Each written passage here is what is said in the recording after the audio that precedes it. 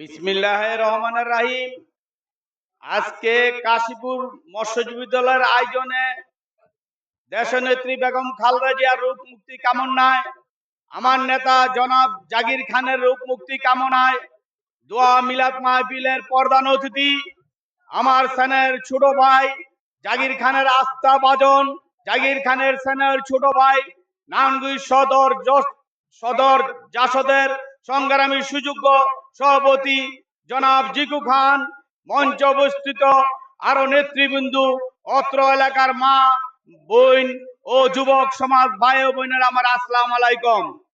সংগ্রামী সাথী ও বন্ধুরা, আমার সামনে মাহে রমজান, তাই আমি আমার বক্তব্য দীর্ঘায়িত করব না।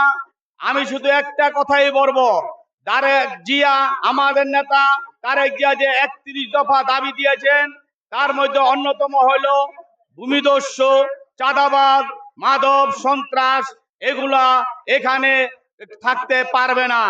এখানে যারা মাদকের সাথে জড়িত, ভূমিদস্যু করবেন, মানুষকে হয়রানি করবেন, জাকির খান জেলে আছে, অচিরা আপনাদের মাঝে আসবে, আইসা সবার সাথে দেখা করবে। বর্তমানে তার সানের ছোট ভাই জিকু খান আছে, জিকু খানকে বলবেন সমস্ত কিছু আর দেখবেন ইনশাল্লাহ প্রশাসনের মাধ্যমে।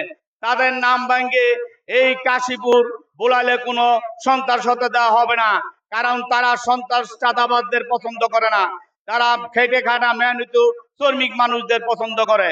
সংগ্রামী সাথী ও বন্ধুরা আমার, আগামীকাল হতে মাহে রমজান তারাবি, সবাইকে মাহে রমজানের মোবারকবাদ জানিয়ে এবং এই এলাকায় সন্ত্রাস চাঁদা মুক্ত হবে ইনশাল্লাহ জাকির খান এবং জিকু খানের নেতৃত্বে, এই আশাবাদ ব্যক্ত করে আমি আমার বক্তব্য শেষ করলাম। খোদা হাফেজ।